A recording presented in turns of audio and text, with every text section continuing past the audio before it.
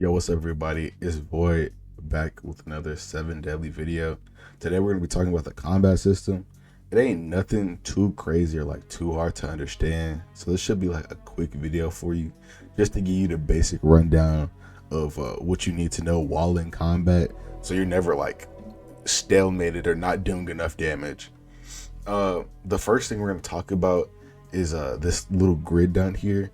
It just shows you what attacks give you and what they consume. So like your normal attack, that's the basic attack.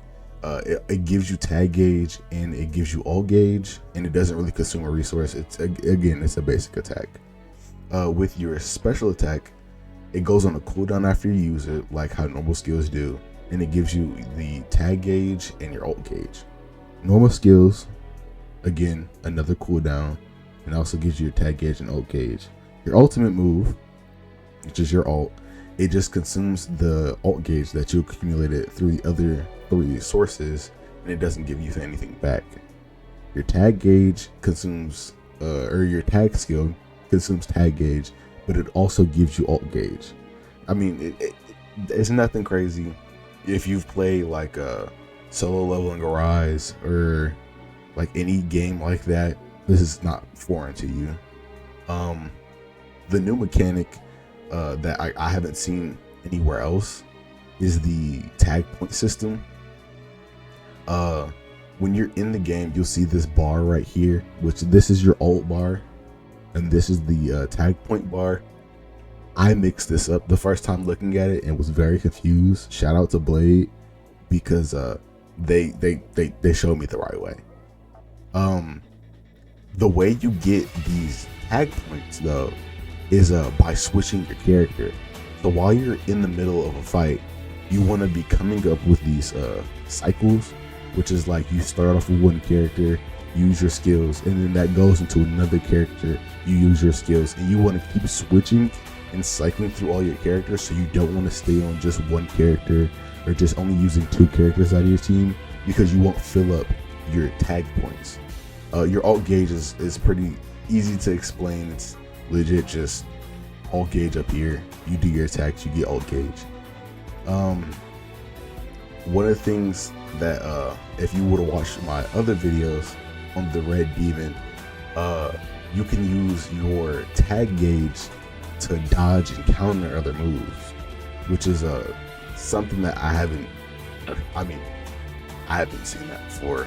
Like I've seen, like, it gives you invincibility frames, which if you play that properly, you can get away with like good damage and get away scot-free. The one thing on here though is the ult. When you have a certain character, so like this is the perfect example. When you have these two on the team, they have a special ult animation which will give you more damage. So what you want to be looking for is the best way to put it is, if you've played like Grand Cross, when these like two people are on the team, they have the special ult that gives you more damage. That's what you want on this. You're looking for that. You're looking for like team synergy. You're looking for specific weapons, which we'll cover that later. Specific weapons for it. So like I'm pretty sure the way it works is when you have Melios' like sword out, it gives him a different ult.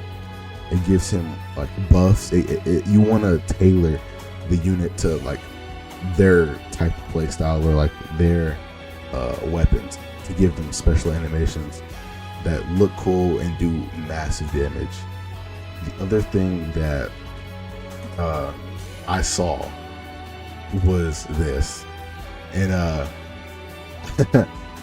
I wasn't like fully expecting them to have so much weapons in here, because I'm expecting the staff, the long sword, the great sword. Like, this is basic stuff. I saw nunchucks. I didn't know what to do, because what in the world do you mean I'm running around Bruce Leeing demons for fun? Funniest stuff ever. I'm gonna see if I can get some footage of them using the nunchucks. See if I can get some footage of them using the gauntlets, and then I'm looking at the dual swords. because how I played Elden Ring and how I play most games like this, I run around with dual swords, just being straight glass cannon. And if I can get some good dual swords early in the game, perfect. But I'm gonna see if I can get like those specifically, and I'm gonna see if I can get all of the animations.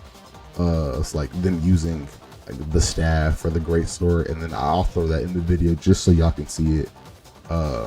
What I'm talking about. But the combat system, the basic combat system at that, looks pretty simple to understand. Let me know your thoughts on it. If you like it or not.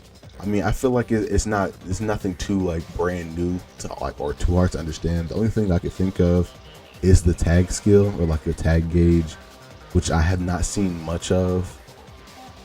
Besides, like the only closest thing I can think of it is Solo Leveling Arise, but they only had I think 3 characters, and I also never switched out in that game because overpowered characters never needed to be switched out.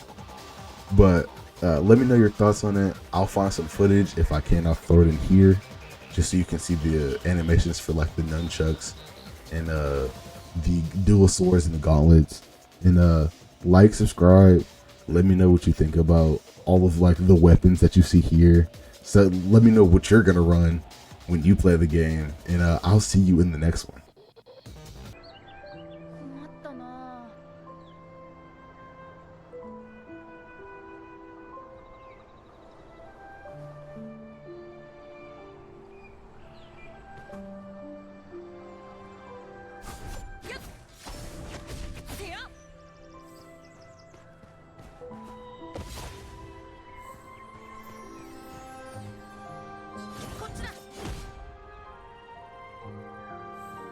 Boku